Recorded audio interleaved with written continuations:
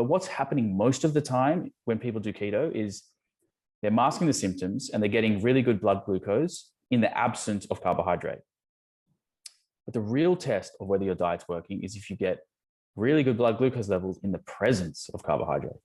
Hey, friends and listeners of the Switch for Good podcast. Yep, that's you. I have some really exciting news. Dotsie and I have started a Switch for Good podcast Facebook group. We created it so we can build a community of fans that will help us improve the show and deliver on the topics that you want to learn more about. So we want to hear what your favorite content is, what you want more of, and what you want less of. And if you like the length of the show, Dotsie and I are always talking about the length of the show, right, Dotsie? Yes. We want to tailor our show around the needs and desires of our incredible listeners, almost 500,000 of you. And it's really simple to join. Just go to our Switch for Good Facebook page. That's Switch, the number 4, and then Good. And then click on groups. And there we are, the Switch for Good podcast chat. You can post directly in the group, share ideas, talk to other listeners, and connect with like-minded folks. So go, run, join our Facebook group and tell us what you want.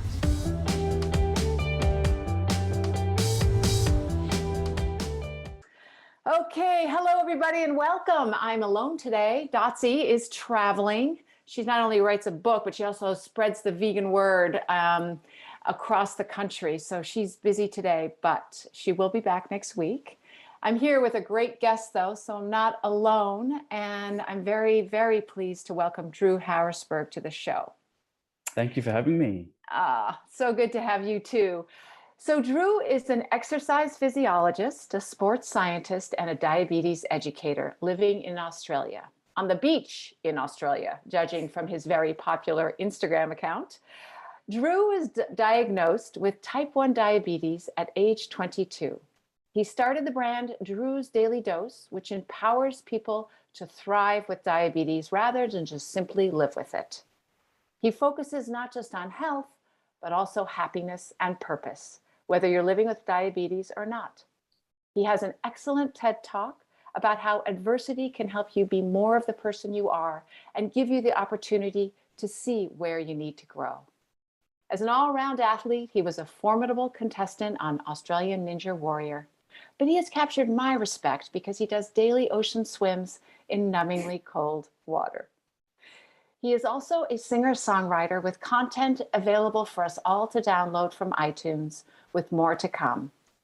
I'm also very touched by his beautiful relationship with his rescue dog, Dennis, so we'll be sure to learn about that too. Welcome, Drew, to the Switch for Good podcast. Thank you so much. Wow, what an intro. When you put it that way, I've done a couple of things. Sounds pretty good. You sure have. We do a lot of research on this show, and I really, really enjoyed researting you. It made me happy. I can tell you. Some of the things you said there surprised me. I was like, did I do that? Ninja Warrior. Yeah. That was good. Well, we're going to talk more about your personal story, but can we start first with something very concrete? Can you please explain what type 1 diabetes is and how it differs from type 2 diabetes? And while you're at it, will you explain the term insulin resistance? Because I'm sure it's going to come up. It gets thrown around a lot, and I feel like a lot of people don't really know what that means.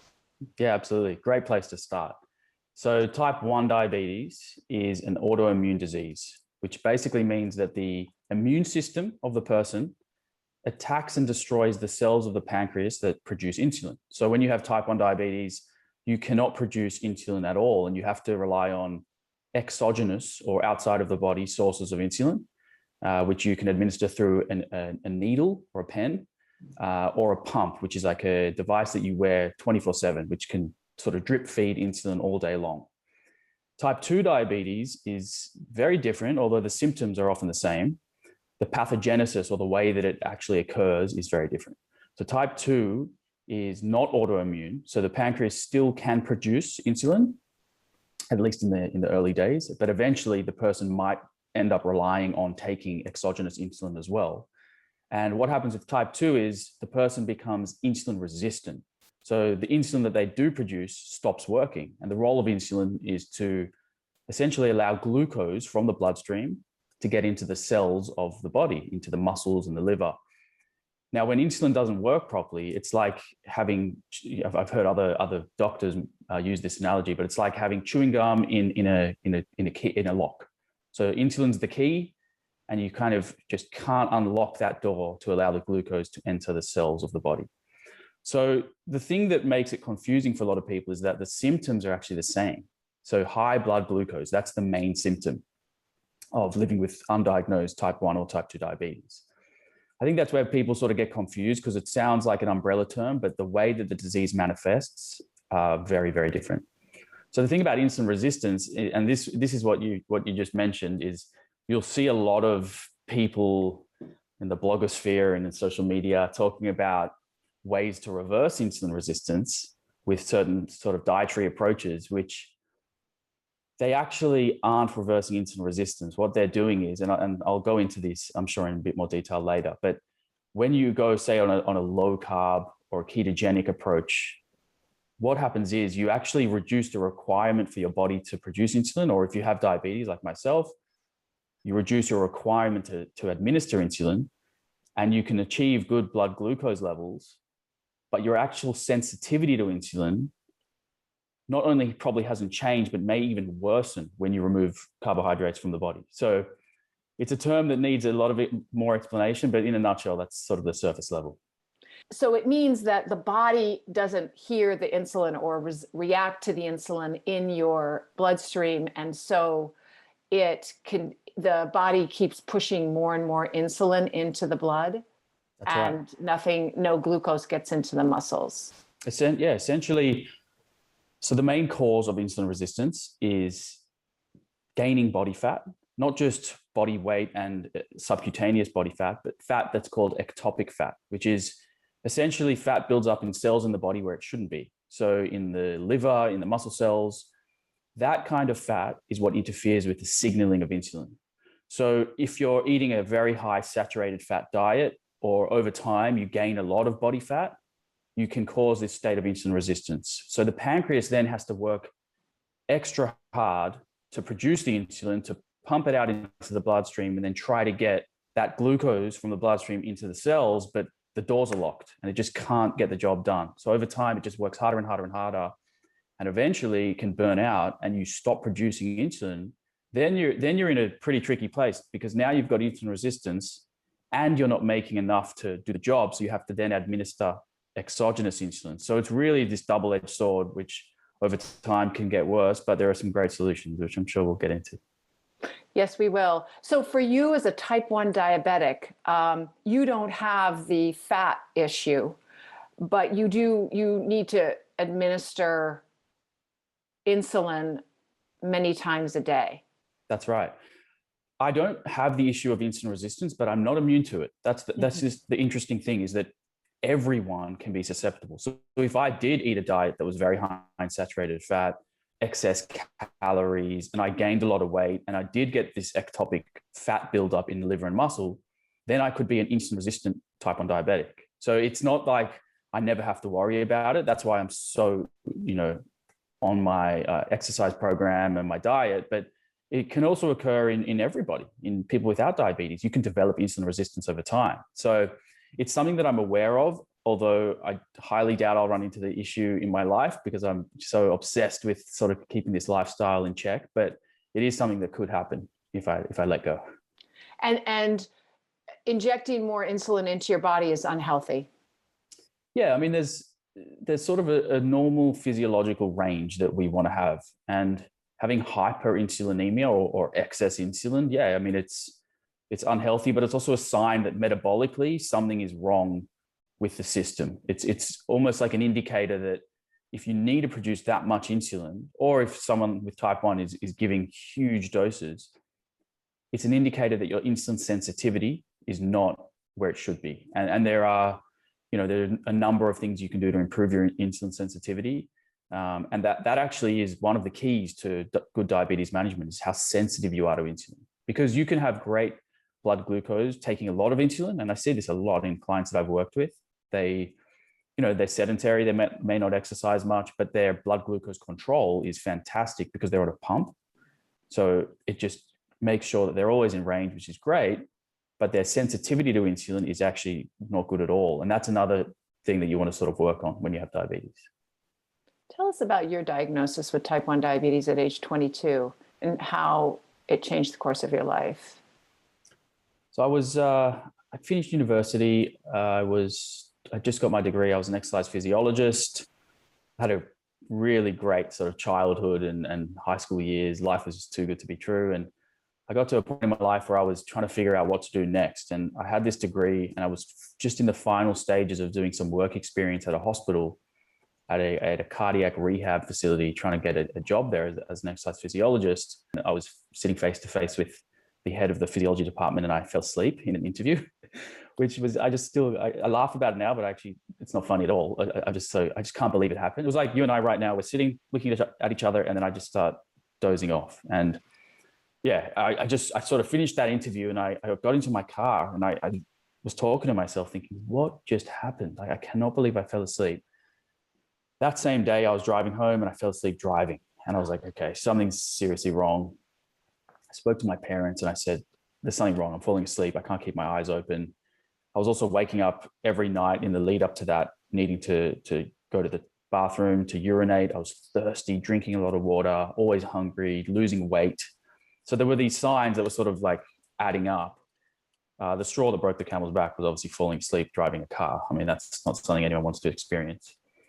So long story short, I went for a blood test and almost immediately there were a couple of results that came back that was pointing in the direction of type 1 diabetes. And we knew then that it was on the radar, but I hadn't yet been diagnosed because, and I only figured this out later, my lifestyle that I was leading at the point when I was getting the blood results was keeping me out of this diagnosis. So the daily exercise and the, being on top of my diet was actually sort of preventing me from developing diabetes as quick as I might have if I hadn't been on that sort of lifestyle, which was really interesting. So my dad, who is an eye doctor, and he works with people with diabetes his whole career. That was his thing. He was a diabetic eye sort of specialist. He still is.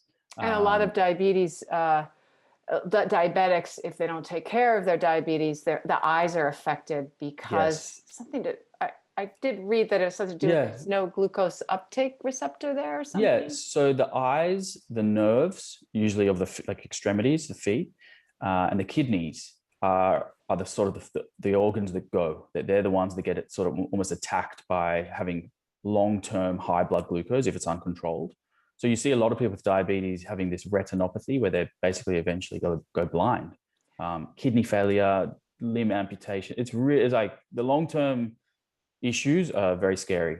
So my dad was helping people with retinopathy for many, many years, and he worked with the diabetes clinic. So he sent me straight to the diabetes clinic and said, look, here's the blood result my son got. Can you check him, make sure everything's okay? He was with me on that day. So I'm sitting down in an office with a diabetes educator, and she sort of pricks my finger to check what my blood glucose is, just to make sure that I was in range. And when she did the test, I could see immediately that she was just overcome with sort of shock and fear. And the number on the meter was about 5 times what it should have been. So it should have been about a 4 or 5, and it was 16. So I was diagnosed in the clinic that my dad had worked at for 20 years, sitting next to him in this crazy circumstance. Who would have thought that I would ever be in there with him? And that was the day of my diagnosis. So it was dark, very dark. One of the hardest, to this day, one of the hardest moments ever to deal with, especially with your dad there, and then having to go home and tell your mum the news. And when you're first diagnosed, you're told about the short-term and long-term complications of diabetes. And when you hear those things on day one, you just think your life's over. It's just, that's it. It's a death sentence. But thankfully it was not a death sentence. It was a huge wake-up call. Not that I caused it myself, but a wake-up call to just take responsibility from now on and enjoy every moment. And that's what's happened. Why do you think you got diabetes? Good question. That was the first question that I asked the diabetes educator. And her response was, she sort of just threw her hands in the air and goes, well, you don't know why it happens. I think, having done some research after, there's a perfect storm. And this is quite well documented in the literature. There's a perfect storm of variables that happen sort of all at once or in a short time frame. Number one, you've got a predisposition, some kind of genetic predisposition to diabetes. Although I have no family history of it, there must have been some genes there that were predisposing me to eventually get it.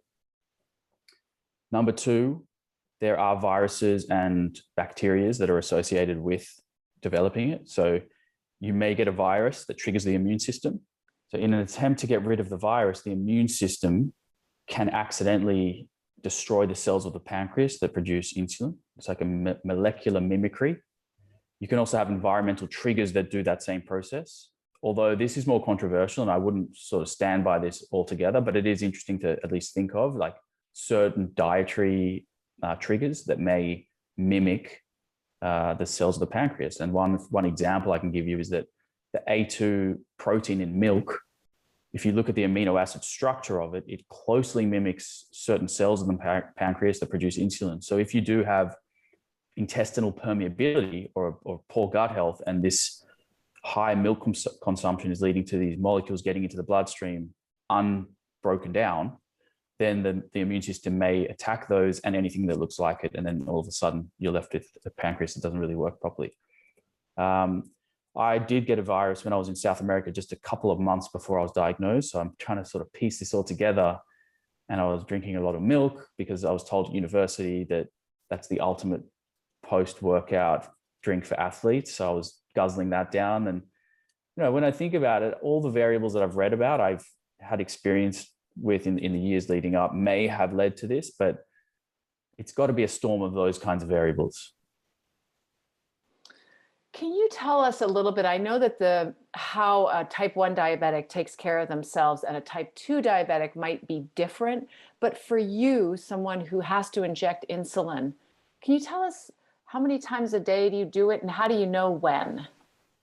Yes. So for the last 10 years, I've been using finger pricks to test my blood glucose. So what you need to do with diabetes is you've got two main things you're tracking every single day: blood glucose levels and insulin.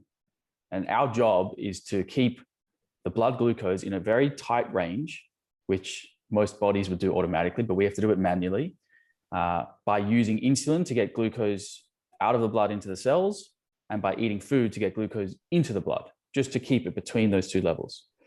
So I've been using finger pricks to check my blood glucose for the last 10 years, and I would do it 15 times a day. So basically the key moments of the day that I would do it is as soon as I wake up, I check what it is. Before and after every single meal, before, during, and after any workout or exercise that I do, straight before I go to bed, and any other time of the day that I feel like I want to know what my blood glucose is.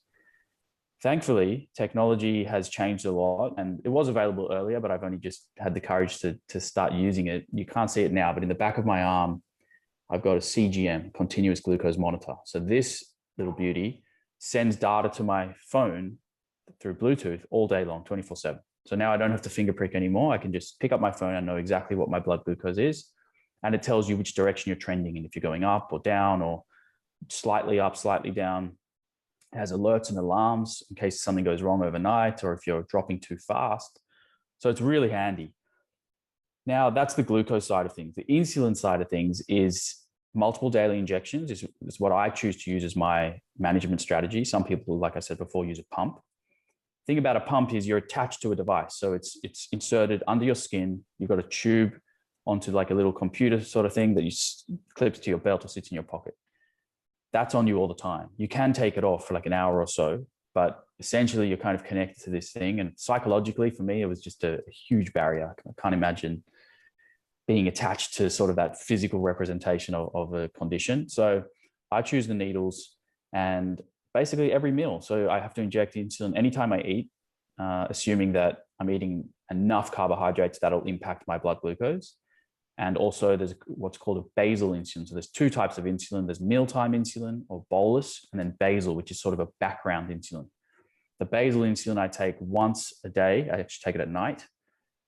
So over the day, it could be, some days 3 injections, some days 6, sometimes 8. It really depends on my lifestyle choices on that day.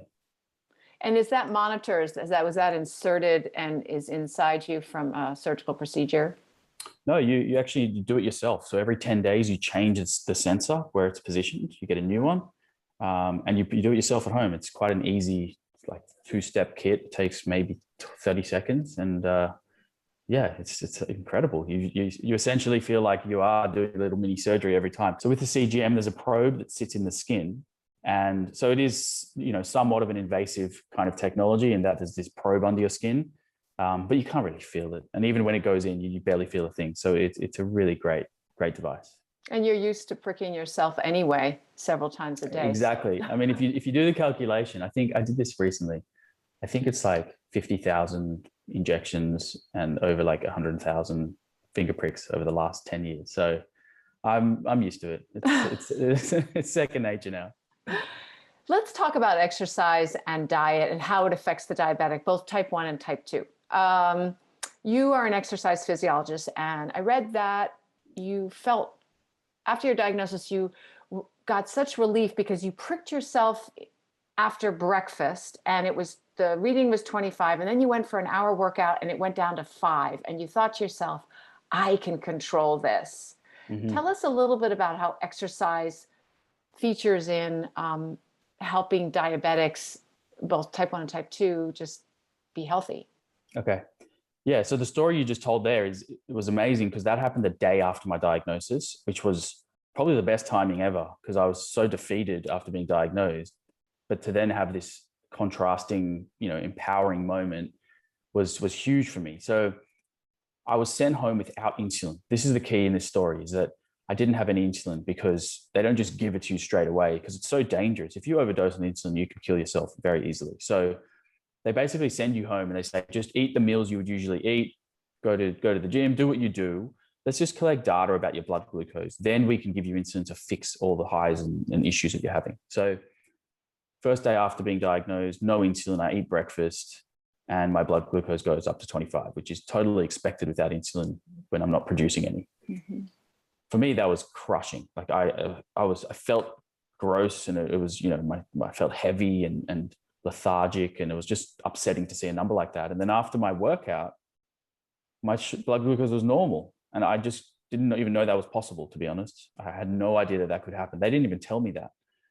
So I just couldn't believe that exercise had done that. And like I said, that gave me so much responsibility and empowerment and confidence to then take that with me for the rest of my life. So I wanted to know what happened. How did my blood glucose go from 5 times the normal range, 6 times the normal range to bang in the middle? And there's a mechanism that explains it really well, which happens in everyone, happens in all people with diabetes, type 1, type 2, insulin resistance, and irregular folk as well, which is that when you exercise, the body, when it contracts muscles, so any muscle contraction, it could be using your body weight, it could be doing cardio, jumping on a bike, lifting weights in the gym, you name it. Muscular contractions cause what's called non-insulin mediated glucose uptake, which basically just means that it opens these glucose gateways into the muscle cells. So usually the only way to get glucose into those muscles is for insulin to come along, put that key in the lock, unlock the gateway, and then glucose can enter. But with exercise, it cuts off the need for insulin and opens those gateways free of charge. Well, not totally free because there's a movement cost. You still got to do the workout, but you still do get this access through these gateways so glucose can enter. So essentially, you think of your body like sponges. Your muscles are like sponges. They are capable of soaking up glucose if you do the work, if you put in the exercise, if you grow those muscles and deplete the glycogen, glucose can enter. So that's what happened on that day. And also you get more insulin sensitivity from a workout. So it's this beautiful double sort of whammy where insulin works better and you don't even need as much of it because you've got this free sort of mechanism for it to enter. So it was just a great way for me to learn about that. Now that's for people with type 2 diabetes or insulin resistance.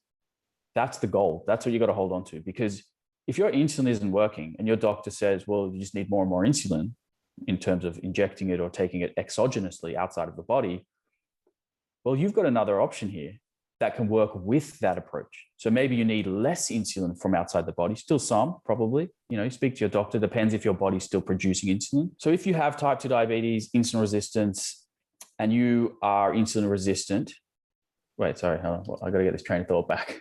The freezing cut me. Yeah, you were talking. Yeah, sorry about that. No. I think it could just be a bad line. You were saying that you have a you have a free way of getting glucose into your muscles. Yeah. Okay. And yeah. So if you have type 2 diabetes, or you have insulin resistance, or if you just want to improve your insulin sensitivity, you've now got this method of getting glucose into the cells by letting it in the gateways caused by exercise, and you improve your insulin sensitivity. So you can't just lose hope and say, well, I've got insulin resistance, my body can't tolerate glucose, I have to cut carbs out, or I have to go on a keto diet, or I will actually start doing exercise, see what happens, and you might find there's some solutions there that are pretty amazing. Oh, great. Excellent. Because I want to talk now about diet. I'm reading this book called Sugar Nation that was written in 2010. And the author, and I've only read a few chapters, the author is just harping on the fact that you have to keep your sugar low. He doesn't mention fat at all he does mention being overweight, but he doesn't explain why overweight is, which you explained earlier, would be a problem with diabetes. But he doesn't talk about ingesting fat as also a way that can make you insulin resistant. And he just wants you to keep your sugar low, sugar low, sugar low. Now you've tried keto, low carb, paleo, and now you're on a plant-based diet. Can you tell us how you fared on each of these ways of eating and why they were good and not so good? Let's start with keto, because that's the one that I think people talk about. Keto being low carb, high fat, high protein, right? That's right. Yeah, keto has taken over the diet wars conversation over recently. It's just such a buzzword at the moment. You see keto on all food labels now. Like, people just want to throw it on there because it's such a popular term. It's so funny because most people don't even really know if they're in ketosis. They just eat a keto mimicking diet, which is problematic for a number of reasons. But I decided to try a keto diet because I'd been low carb or fairly low carb for many, many years after being diagnosed, and had some pretty good results. Like, when you go on a paleo diet, your carbs are between, say, 50 to 100 grams a day, like you would think, it would reduce your need for insulin because it's a lower carb diet. You'll have less blood glucose fluctuations. It's maybe easier to control your diabetes. And I had some good results on that. And I thought, well, if I can drop my carbs even lower, maybe I'll have better results. So tried a keto diet, which is less than 50 grams of carbohydrates net per day, even less than 30, to be honest. And for the first little while, of course, the results were good. You do have these flatline blood glucose levels, and you do feel like it's really easy to manage diabetes. And that's because you're not introducing sugar at all into your body, so your body doesn't even have to do it. So you're masking, you're not the symptoms. That's right. You're not dealing with the problem. That's exactly right. You're masking the symptoms. And the symptoms are, in general, when you're insulin resistant or you don't produce enough insulin and you eat carbohydrates, the symptom of that is your blood glucose will elevate. So if you cut out the carbohydrates, your blood glucose will stay more stable. That's masking a symptom. Now, for the first 2 months, I had some good results on that diet. But over time, eating so much saturated fat through the diet every single day, every single meal, I began to need more insulin over time. So initially it worked. It had a little bit of weight loss as well, which another thing people must understand is that when you go on these diets and you do have a little bit of weight loss, that will improve your insulin sensitivity momentarily. But as soon as the weight comes back, you're going to pretty much see that go for the most part. So I was having these great results. Then I ran into this brick wall where I needed more and more insulin, especially the basal, the nighttime one. I was waking up with very high blood glucose levels. So my fasting blood glucose levels were way outside of the normal range. So I was needing more insulin to try fix that overnight high that was happening. And that's what happens there is the liver pushes glucose out into the bloodstream to provide you with glucose overnight. And this happens in everyone. This is totally normal. But usually the insulin would then counter that to keep it in the range. But because I was resistant to the insulin, or it just wasn't working as well, my liver wasn't getting that message to stop pushing glucose out. So I would wake up with high blood glucose. Then during the day, after certain meals, like after a workout, when I'm my most insulin sensitive, I could usually afford to have a little bit of carbohydrate. Like let's say I was having a big salad, the combination of all the ingredients would add up to 5 or 10 grams of carbohydrate, and that should be enough for me to easily metabolize. But when I was doing keto, that would spike my blood glucose, just a salad. And this is because of the fat. This is because there was so much saturated fat that my glucose tolerance was diminished. So the body knows what it's doing here. The body's pretty clever. It has what's called metabolic flexibility. Well, that's the goal. We want metabolic flexibility. You want to be able to eat carbohydrates and your body can metabolize it and deal with it. You want to eat some fat, the body can deal with it. When you're one extreme or the other, especially keto, you lose metabolic flexibility. So you become really good at using fat, right, as fuel, but very bad at tolerating glucose. And that's what happened. So I was such a bad glucose burner that any bit of glucose that entered my diet, like a bite of a banana, and I was spiking. So I lost glucose tolerance, and it just wasn't worth it for me. I knew that I had to make a change, because when you have diabetes, you actually want to be a really good carbohydrate burner. You don't want to be a good fat burner. You want to have both. You want to have metabolic flexibility. So I spent about 4 months on a keto diet, which I would say is long enough to know whether or not it worked. I mean, there's probably a lot of keto proponents out there who are like, you should have done it longer. You do it for 6 months, do it for a year. I couldn't. My but when you say keto proponents, are those people who are specifically advocating it for diabetes? Both. There's a lot. Yeah. There's non-people without diabetes who advocate, and then there's people with diabetes, and I think that I think the part of the picture that people are missing is the difference, and you alluded to it earlier, the difference between managing symptoms and actually addressing a root cause. And I know you on your Instagram, you wrote a post about the fact that if you can stay on a low carb diet, then more power to you for the rest of your life. But it is so difficult to do that, that in the end, you can't mask the symptoms forever of low insulin tolerance, insulin resistance, and inability glucose. The glucose intolerance, 100%. That is exactly what it is. So if you can do it forever, you may have some great results, and that's good. You may on keto, on paleo more, because the fat is an issue, you're saying. Yeah. So it depends how you structure your diet. So the interesting thing is that saturated fat causes far more insulin resistance than polyunsaturated fat. So there is a way that you could probably do a healthier low carb / keto diet if you lean more on polyunsaturated fat, which improve insulin sensitivity, rather than doing the sort of the stuff you see online, like butter in your coffee and drinking coconut oil and, all the fattiest meats you can think of and lots of eggs. That sort of diet is not good for glucose tolerance. It just isn't. And there was an amazing study that actually came out, I think it was now last year. I don't know, all the years are mixing together since COVID happened. Kevin Hall did a study comparing a plant-based diet to a ketogenic diet.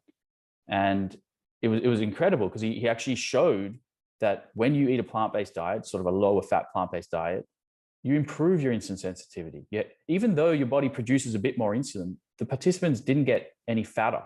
So that's another myth, is that insulin makes you fat, so you've got to avoid carbs altogether. It's just not true. And these studies have shown it. So, the evidence is out there in the research. And if you are willing to experiment for yourself, you'll see this for yourself. But what's happening most of the time when people do keto is they're masking the symptoms and they're getting really good blood glucose in the absence of carbohydrate. But the real test of whether your diet's working is if you get really good blood glucose levels in the presence of carbohydrates. That's the difference. So if you go to the other end of the spectrum and you reduce your fats and add carbohydrates back in, and most of your fats are polyunsaturated fats, then you can eat carbohydrates and have great blood glucose control and insulin sensitivity.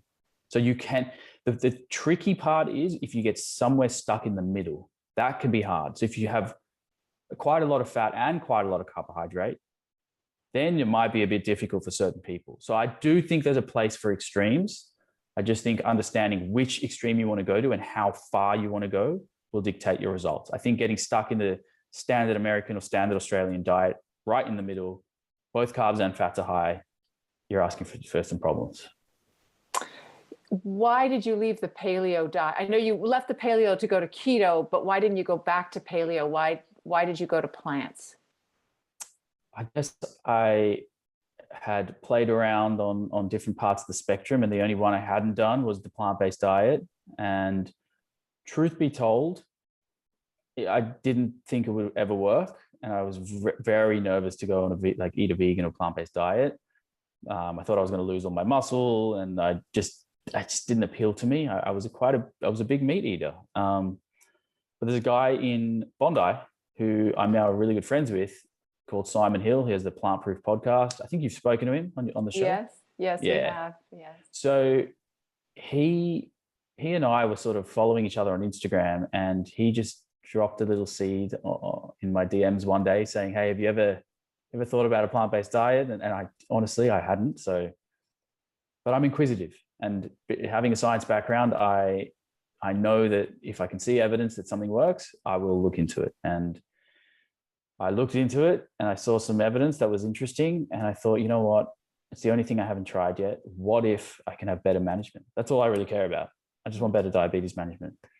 So he sort of nudged me in that direction, and then I just dived in straight away, head first, overnight. Essentially, went fully plant-based. And what I think makes this experiment so interesting is that I didn't go from standard Australian diet to plant-based. I went from keto, the opposite, the most opposite diet you could ever have, to a plant-based diet.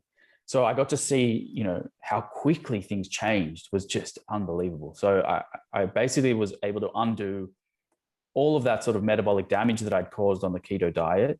I regained insulin sensitivity very quickly. My insulin requirements started to come down very fast. I got down to a all-time low. The lowest insulin requirements that I'd had were on the keto for the first 2 months. I ended up matching that on a plant-based diet, which really said, and that's including a lot of carbohydrates. I was super happy about that.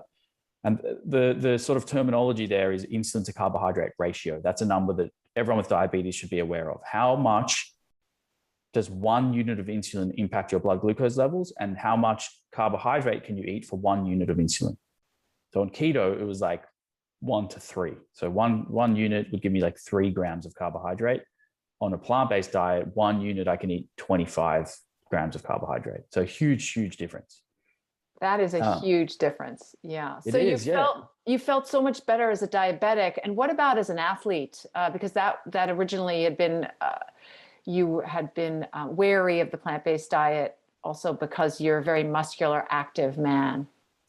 So for me, I actually surrendered to the fact that I was going to dwindle away, lose all my muscle, become a terrible athlete. That was actually what I thought. And I was like, you know what? I'm okay with that.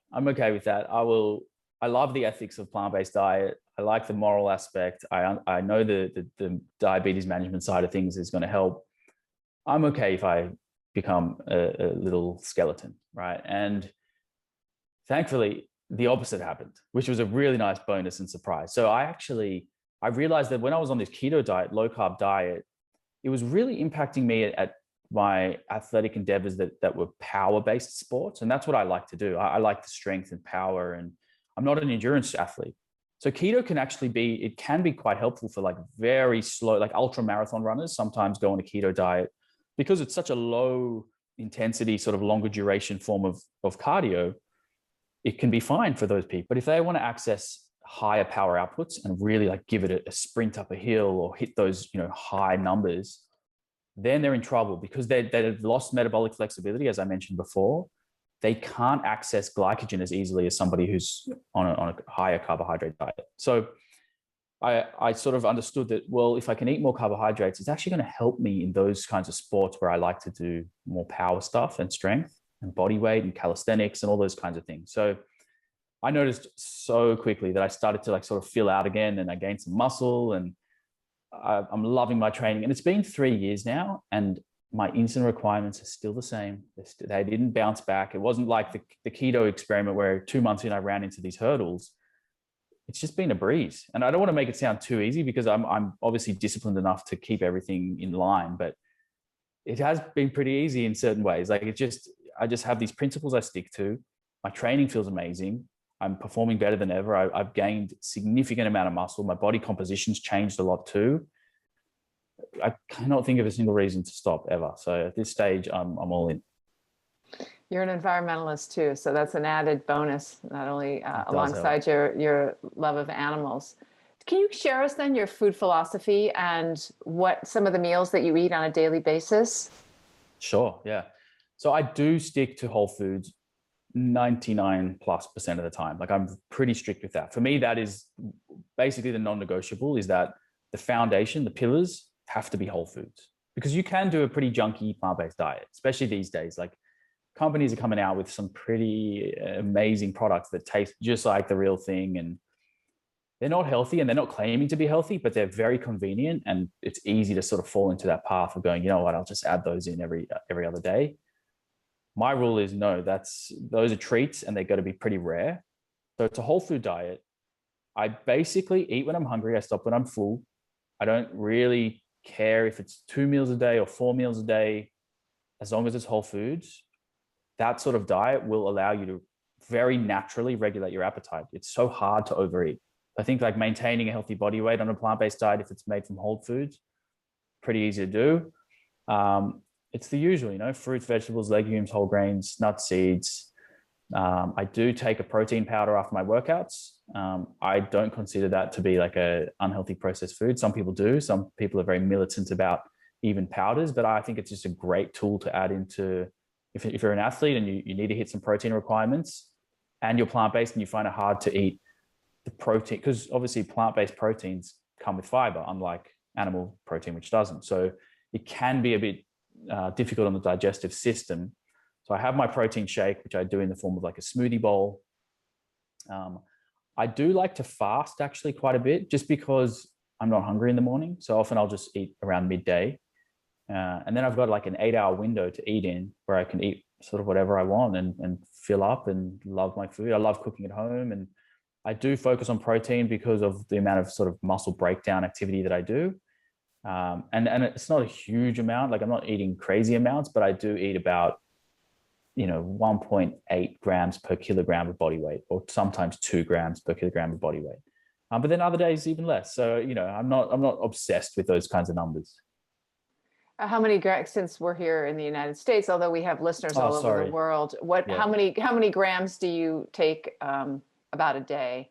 Yeah. So in the other metric, it'll be a gram of protein per pound of body weight. So I actually I'm less than that now that I think about it. I actually take less than that because I'm 85 kilos, which is like 183 pounds, and I only eat 150 grams of protein a day. So I'm under that amount. And I think that people do get a little bit too focused on protein and probably overdo it. You don't actually need that much. You'd be surprised how little you need to maintain your body and your physique, especially if you're not doing huge amounts of resistance training. So, and then carbohydrate wise, there's almost no ceiling. I just fill up my bowls. I make them as colorful as possible, and whatever the carbohydrates are is what I go with. And I give the insulin that I need to eat those meals. I'm not worried about the insulin. If it's a couple of units higher than it would have been if I removed, say, the sweet potato, that's fine with me, because I know that my insulin sensitivity is good. I can tolerate the glucose. So the glucose and carbohydrate that I'm eating, I know it's going to fuel a good workout, which then allows me to be more insulin sensitive. So it's this beautiful positive feedback loop. And yeah, I mean, I've been doing it for 3 years, and I can see myself doing it for a lifetime at this stage. And do you pay attention to fat? Yes, I do. I absolutely do. I try to get, the thing with the fat intake is, this is where it can get really tricky. If you're very disciplined and you can get your total fat intake to around 10%, that's a low fat diet, 10% of total calories, you will see incredible glucose control. I find it hard to get it down to 10% because I actually really enjoy my higher fat, polyunsaturated fat plant foods. Like I really like nuts and avocado and olive oil. And so unless I remove a lot of those, I just can't get down to that low. So I sit at about 15 to 20% of my calories are from fat, but I ensure that the saturated fat is very low. That's the one sort of metric that I'm keeping an eye on, because I know the relationship between saturated fat and insulin resistance, and I don't want to go down that path. So as long as it's polyunsaturated fat, I could probably go up to 25% or even 30%. So I'm not too worried about that. I just make sure it's not saturated fat as much as possible. Can you share with us a meal, just one meal that you really like, that so folks can get inspired to maybe make it themselves? Absolutely. I'll share two quick ones. So great. So for breakfast, which for me is a later breakfast because I fast till about midday. I in summer I'll do like an overnight oats. So half a cup of oats soaked we have this really cool almond milk that's actually got, I think it's like a pea protein in it. So it's a high protein almond milk and it's fortified. It's got calcium, vitamin D, all that kind of stuff. So I soak it in that overnight. I chop up maybe a date, sprinkle of some walnuts, chia seeds, hemp seeds, flax meal, maybe half a banana. And after my workout, that's my sort of go-to. So it's a bowl of oats with some fruit. In winter, I'll just make a porridge, a hot version of that. And then for lunch, it's basically like a giant Buddha bowl. So I just try to make it as rainbow as possible. So the base is like leafy greens. Then I'll have some kind of whole grain, maybe quinoa or brown rice. Legumes, so it could be tempeh or chickpeas. Then some cruciferous vegetables, so broccolini, maybe some like sauteed mushrooms. Again, a sprinkle of maybe some hemp seeds. And that's pretty much those are the kinds of things. I mean, it's hard to understand what it looks like. It's actually quite a huge serving of food. And it really fills I think you we up, can see it on your Instagram somewhere. Yeah, there's a couple of photos up there. Yeah. Great. Well, now let's go from food to fasting. I did want to ask you, I thought you had just fasted when you were on the keto diet. You were doing intermittent fasting. I didn't realize you were still doing it. Tell us what benefits it gives you, especially a type 1 or type 2 diabetic, or actually also any of our audience, because that is a big question nowadays. Yeah. It's about as trendy as keto. And I don't want to diminish it by saying trendy, just that it is you're right. much everywhere. You're right. I think it's been overhyped for sure. The reason I do it is because practically it works well for my diabetes management, because the more insulin I have on board, meaning the more times or the larger the dose of insulin that's in my system, the more dangerous it is for me to exercise. So the reason I fast in the morning is because that's when I do most of my activity, and I don't want to be doing my activity with insulin on board. I want to be able to go to the gym and not worry about having this crashing low and then have to be like guzzling down glucose and lollies in the middle of a workout. It's not practical. So what I prefer to do is I have a coffee in the morning, which then I feel ready to sort of train. I do my workout. I have my swim. I take the dog out. I do all the things that are really active. And then when I know that I'm going to be sort of less active as the day goes on, then I start to eat and I can inject my insulin. So it's more of a practical thing. I think there is benefit in fasting for people who, might want to reduce their meal frequency because they feel like they're overeating a lot. And if you set up a framework where your eating window is 6 to 8 hours, it is quite hard to overeat in 6 to 8 hours, assuming you do have the willpower and discipline to stop at the 8-hour mark. This is the problem. Some people fast until midday and then they eat until midnight. If anything, you'd want to front load your calories, not back load your calories. So when you look at the research around time restricted eating the majority of your calories earlier on in the day actually leads to better health outcomes and weight loss than backloading your calories and eating them all before bed. So for people who really do want to fast, you could try fasting later in the day. So maybe you could eat your breakfast at 10 o'clock, have an 8-hour window or a 10-hour window if you want, and then you can sort of fast up until before bed. You may even sleep better doing that way as well. I do think that fasting has its place. I don't think everyone has to do it. I don't think anyone has to do it. Achieving a calorie deficit in any way possible will give you great health outcomes. It doesn't have to be fasting, but if that's a tool that people want to use, then that's fine. I just think don't be so militant about it that you can never have a day off. Do you know what I mean? Like some people are so obsessed with fasting that they think they have to every day. Some days it's okay to break the fast a little bit earlier, maybe an hour or two earlier, or maybe to have a day off. Don't fast for a day and just go out to dinner with your friends. Enjoy your life, enjoy your meals. So I think just finding some balance there is good. A lot of studies have shown that this sort of 15 kilogram or 35 odd pounds is sort of a threshold of weight loss that allows people to regain some insulin sensitivity and reverse insulin resistance. And some people go into remission of type 2 diabetes. So if fasting can allow you to strip some weight off quickly because you're reducing your meal frequency, and you can see a reduction in weight that leads to these better outcomes for diabetes, that might be the best motivator of all. So whilst I'm a huge proponent of sort of slow and steady wins the race, you just want slow and steady weight loss, achieve a lifestyle that you can sort of sustain forever, there is a case for a more sort of quick, rapid sort of weight loss, just to give the individual the motivation to see the results very quickly and then go, okay, my diabetes is actually improving. I've lost a lot of weight. Now I feel like I'm in a position where I can add on. Now I can start training different and change my diet. And so it could just be this great catalyzing tool to just get the ball rolling. So yeah, I think fasting, I'm on the fence. I think it's great for some, great for others, not so good for others. And, everyone just figure it out for themselves. I think that's the best way to go about it. I agree. You have something called the 5 pillars of health. Tell us what those are. So the 5 pillars are basically what I discovered were the best ways for me to sort of manage my diabetes, but also just be really happy and healthy over time since being diagnosed. Because when I was diagnosed, I was convinced it was a death sentence, life was over. And I had a great moment the day after my diagnosis where I was like, okay, exercise is powerful. So that became the first pillar that I discovered. And then it was just this sequence of experimenting over time and figuring out, hey, well, there's actually more than one pillar, which is great, that really impacts diabetes. So exercise is one, of course, nutrition, which we've spoken about with all those experiments, those self-experiments. Daily living. This one was interesting because this is the pillar that most people overlook the importance of. But until you have diabetes and you start to see these objective numbers and have this feedback, you don't realize how important these little daily things are. So I call them the 6 S's. Sleep, which obviously I don't want to, you can't overhype sleep. It's so important. Sun, getting a daily dose of sunlight every day. We know that vitamin D levels are super important for diabetes.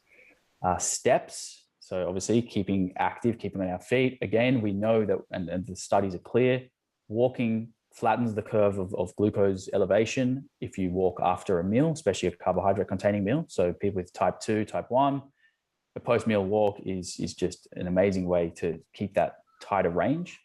Yeah, I remember you said that you used to think walking was not a thing you did, and now you find it very valuable. Like when I was younger, I just thought, why would you go for a walk if you can just run? Like, just go for a run. I thought it was so silly, but I didn't understand it. I was very ignorant. I thought it was just for like old people who just didn't care. It was so silly. So I love walking. What are the benefits as opposed to running of walking for you? Yeah, so walking, it's all about the intensity and the effect on your heart rate. So higher heart rate activities don't reduce your blood glucose as well as lower intensity activities like walking. So if you compare, say, a HIIT sprint training up a hill compared to a long, slow walk, you're going to actually get way better blood glucose management with the walk than you would with the HIIT training. And it's all about the energy systems that your body uses. So I understood that it was just a great tool to use in certain situations, because you don't want to run up a bloody hill every day, right? But you can easily walk every day. So it's easy to use. It's right there for you. You can socialize while you do it. You can take your dog. You can see the world. It's nice. It's a nice way to do it. And there's no wear and tear on the body. You can walk for hours without worrying. So yeah, walking's something that I do every day now. And obviously having a dog helps. So if people want to get a dog, I recommend that. The next S is stress management. So stress can really influence your blood glucose on a minute to minute, day by day scale. So I noticed that if I had a stressful moment, even just an acute stressor, like if I was surfing in big waves or if someone cut me off in traffic, my blood glucose would go up. So I knew that I had to find techniques to sort of keep that in check. So like breathing techniques and understanding maybe there's stresses in my life that I need to get rid of. And I don't surf in big waves as much anymore. Just to me, it's not worth it for what it does to my blood glucose. What am I up to? Sleep, sun, stress, steps, smile, a big one. And I know that sounds silly, but it's like the idea of this one is to fill your life with things and people that actually make you feel good and feel happy. I think sometimes we get so caught up in punishing ourselves in our workouts, punishing ourselves with what we eat or what we don't eat. And I just think we need to sort of let it off a little bit and sort of find some time to enjoy ourselves. And then, so the other pillars of my sort of healthy lifestyle, and then mindfulness is huge. And essentially mindfulness to me is just, it bridges the gap between what we know we should do and so like knowing an action. So what is the act we should be doing? We should be working out. We should be doing this. So we know we should do it, but how do we get ourselves to do it? And that's the mindfulness. That's the connector. So understanding the why behind why we do these things, not just what we should do. And then the last pillar is it just all funnels into the last pillar. It's sort of a byproduct of all the others, which is control, blood glucose control and insulin sensitivity. And those pillars will set you up for great diabetes management, assuming you can do them for a long enough period of time. Those are all very good for everybody, even if you have diabetes or not, right? That's right. Yeah. I mean, that's why I say diabetes is like my lens into a healthy lifestyle. I think it's not groundbreaking what I just said, but I figured it out through my diabetes, having that firsthand experience, seeing these numbers every day of blood glucose and insulin and the effects of those factors. Are there any diabetes myths that you want to debunk on this show for people assumptions that people make about diabetics or diabetes? Diabetes myths. There are so many. I will choose a couple to tackle in this conversation. One of them is less of a myth that I don't think it's like malicious, but people don't understand just through lack of education, is that type 1 diabetes is not caused by eating sugar as a child. And I think that I don't care if people say that to me, I don't get offended, but I know a lot of people in the diabetes community do get offended. They feel like people are pointing the finger at them and saying, well, you caused this. You must have eaten a lot of candy as a kid, or a lot of sweets and a lot of chocolate and junk food. It's just not true. We spoke about earlier the pathogenesis and the mechanisms of how it's an autoimmune disease. Yeah, exactly. So it's autoimmune. It's just like any other autoimmune disease. You can't just say it's because of the diet, right? So, but what about type 2 diabetes? That is not caused either by sugar, too much sugar. No, that's a really good point. So again, people point the finger at sugar for causing type 2 diabetes. No one, except for people who are sort of aware of this, understand that fat plays a huge role in that too, right? So especially if you're on a sort of a high fat and high sugar diet, well, then it's this storm of both of them that can cause it. So type 2 is more so actually an excess of calories. And an easy way to get a lot of calories is sugar, because it tastes great, fat, because it also, when you combine it with sugar, tastes great. So you're just eating too much food in general. So I think that, if you ate a almost fully carbohydrate-based diet, but you were in a calorie deficit and you were able to maintain a healthy body weight, you don't have to worry about type 2 diabetes, right? So that's a good one too. Other myths to think about. Well, obviously we touched on the keto one. So keto doesn't cure type 2 diabetes. Keto does not cure type 2 diabetes. People need to understand this. I read it when I was researching you. I actually read a blog where someone said keto will reverse type 2 diabetes, and we know that that's not true. No, keto will manage the symptoms. Right. And maybe not long term, unless you can stick to it long term. So yes, keto can manage symptoms. It can improve markers of diabetes management. It doesn't cure it, because the underlying cause, which we spoke about, is this insulin resistance, and ketogenic diets do not improve insulin resistance. And they can make it worse, like you said, because of the excess fat. That's so right. Even if you can stick to it, you'd be better off on a paleo diet, which is a lot of whole foods, even though it has a low carb, higher protein.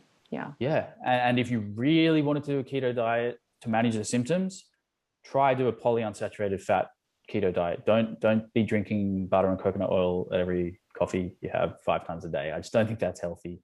I think everyone will agree that bacon and eggs is not a health food, even though it can manage blood glucose levels. I just don't see it as a health food for like long-term health.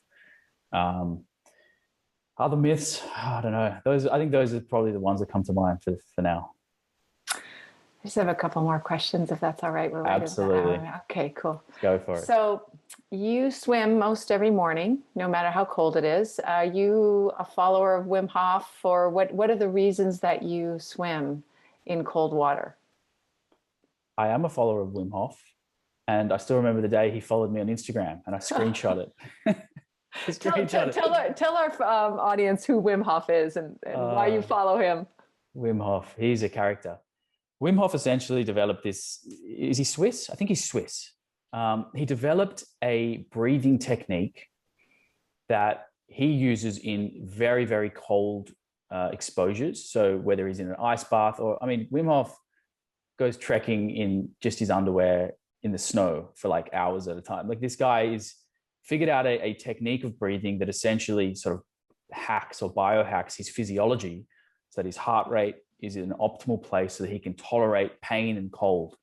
And I fell in love with ocean swimming a very long time ago. I'd say I've been swimming every day for literally 10 years. I have not missed a day. But I was in New Zealand swimming in kind of like a glacial area in like an icy lake. And I did a little bit of a Wim Hof breathing before I went in. The Wim Hof breathing sort of allows you to then tolerate the cold. You can go in, you get your cold exposure. And I was in New Zealand swimming in the lake, and I tagged Wim Hof for fun on Instagram. I didn't think he'd see it, and he followed me back. Had to screenshot it. Very happy about that. But yeah, I've been swimming every day for 10 years. I can't get enough of it. I think that what does Wim say the advantage of cold does, and what does it do for you? I personally swim a lot also. I do not like the cold. Oh, really? But after doing research on you, I said to my husband, maybe we should go swimming in the ocean, because actually the Pacific, unbeknownst to a lot of people, right off California, is colder than the Atlantic. And so it can get very cold during our winter. Oh yeah, I've been surfing in that area, and you need a thick wetsuit for the winter. It's cold. Yeah.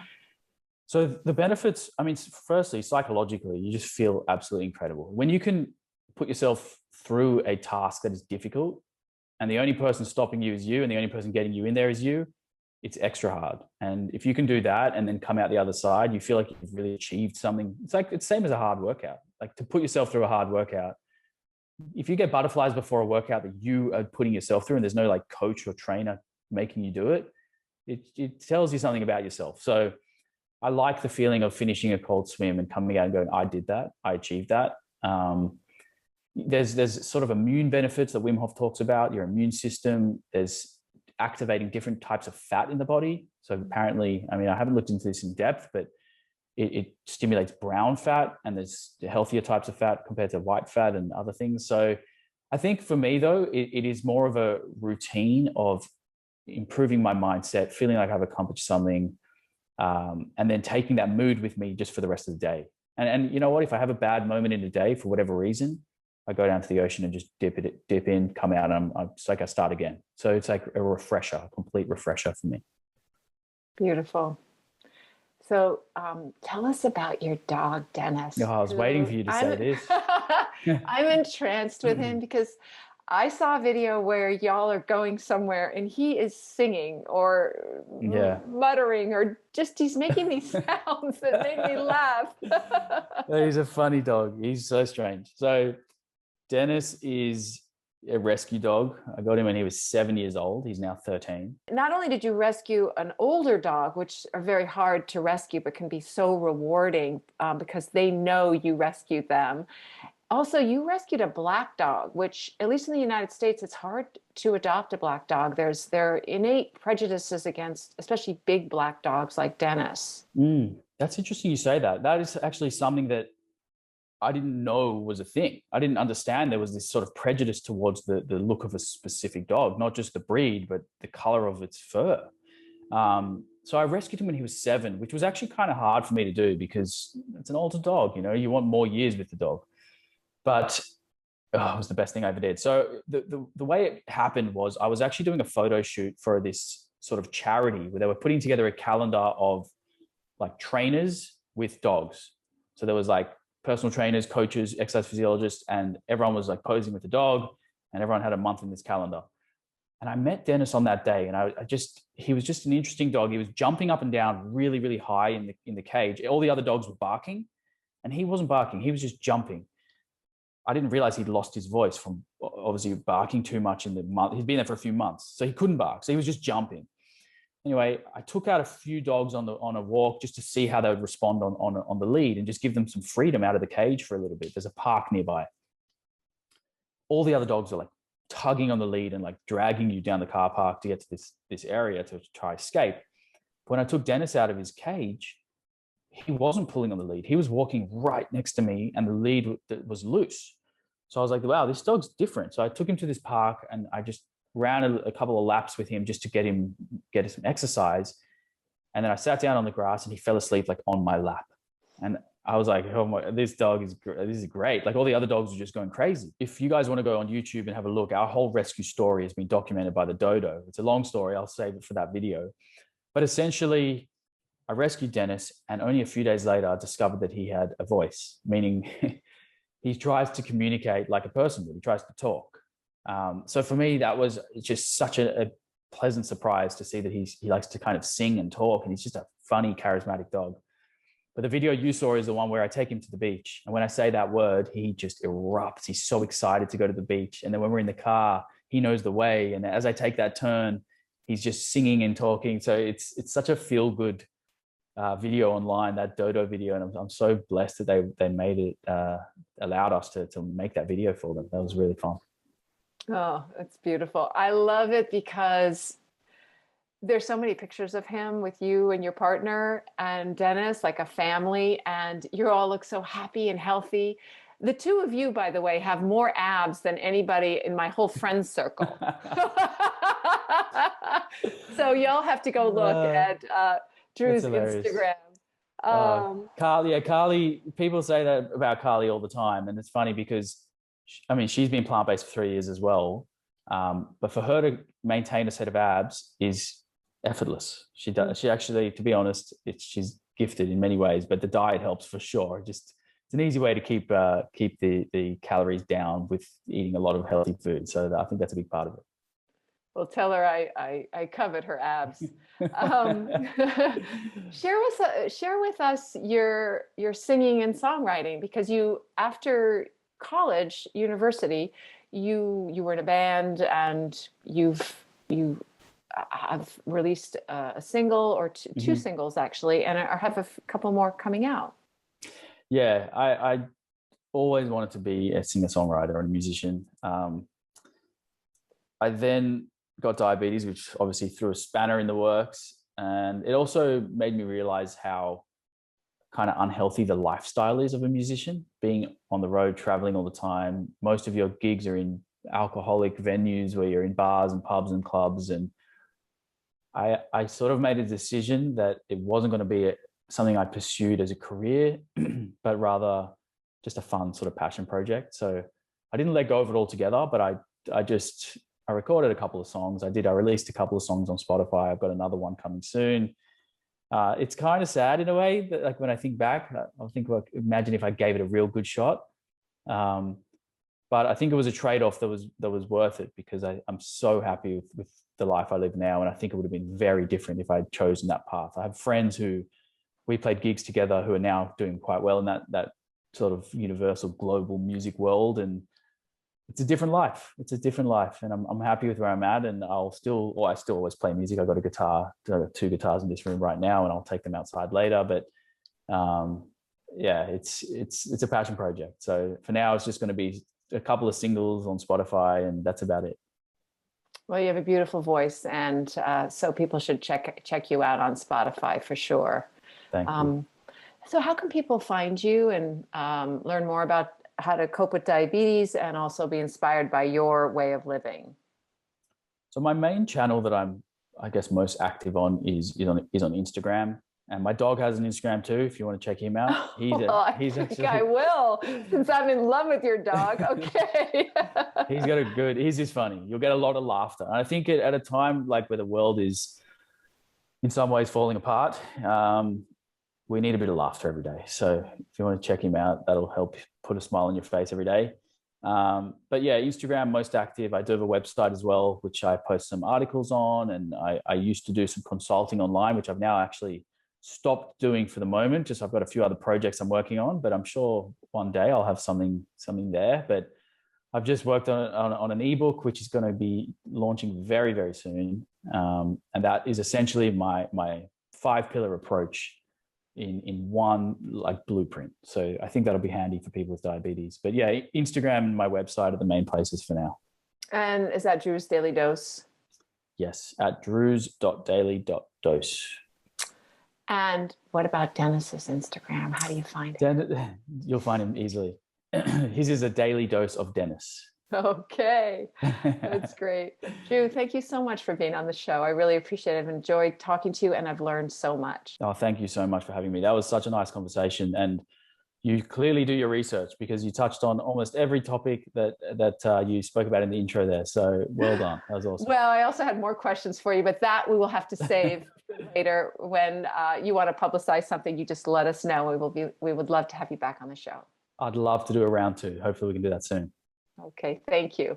Thank you. Hey, folks. Okay. Back by very popular demand is our plant-powered plate fridge magnet, which you are going to receive for free if you leave us a rating and a review on whatever platform you're listening to this podcast on. So here are the details.